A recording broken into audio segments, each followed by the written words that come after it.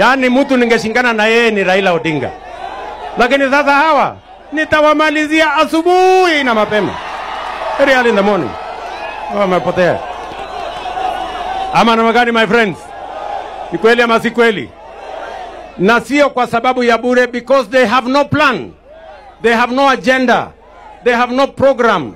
They have nothing. Ni watu tu ya kuendesha ukabila, kupiganisha watu, kulete chuki, kulete hasara, kulete hasira. Na mimi nataka niwaulize ndugu zangu watu wa Malava, tushirikiane tufanye kazi pamoja. Sasa mimi nataka niwaulize, si huyu Oparanya alikuwa mtu ya Azimio? Si huyu Barasa alikuwa mtu ya Azimio?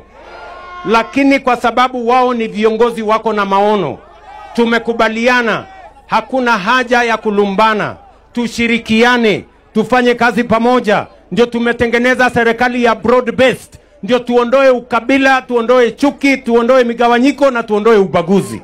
Ndio Kenya iweze kutembea pamoja. Ndio wakati tunapanga maendeleo ya Kenya yote.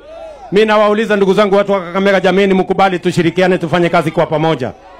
Munasema tushirikiane, tuungane ama tutengane? Tuungane ama